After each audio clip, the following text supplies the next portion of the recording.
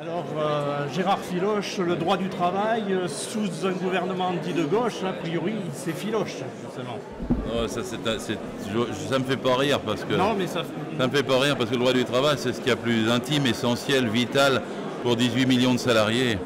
Alors, le fait qu'aujourd'hui ça devienne un enjeu comme une sorte de war games pour dégommer le code qui a été construit en plus d'un siècle, c'est très grave. C'est un code qui est fait de sueur et de sang, de lutte et de larmes. C'est un code qui a été bâti par les grèves de 1920, de 36, de 45, de 68, par des choix politiques en 81, 82 ou encore avec les 35 heures. Et voilà que maintenant on fait une espèce de grand retour en arrière pour le supprimer, parce qu'il s'agit bien de le supprimer en fait. Hein. Alors, ils ne vont pas y arriver, mais ils essayent.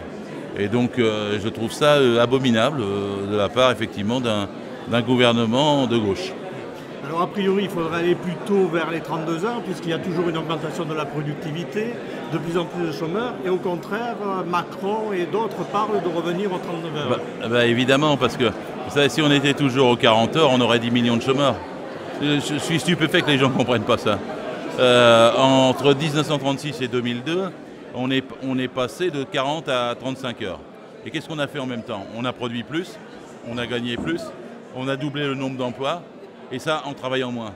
Il faut être vraiment un peu vide entre les deux oreilles pour ne pas continuer.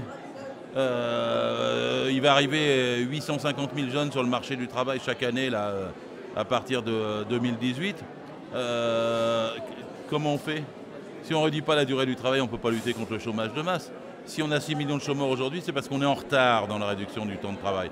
Donc il faut aller le plus vite possible vers 32 heures et 30 heures. Donc est-ce que c'est le coût du travail qui fait que la France et d'autres pays auraient des difficultés, ou est-ce que c'est le coût des dividendes versés aux actionnaires? Mais bien sûr, c'est du baratin de dire que c'est le coût du travail. On n'est pas plus élevé que la moyenne européenne, d'une part, et d'autre part, tant mieux. Si les salaires étaient plus élevés, l'économie marcherait mieux. Si ça marche mal, c'est parce que les salaires sont trop bas et les dividendes et profits sont trop hauts. C'est ça la racine de la crise, c'est pas autre chose. Donc il ne faut pas chercher à étouffer l'économie avec une politique d'austérité. Au contraire, il faut dépenser plus pour la relancer. Alors je sais que je suis iconoclaste à côté de tous ceux qui boivent la pensée unique tous les matins sur les radios. Mais j'ai raison, c'est pas eux qui ont raison. D'accord, merci.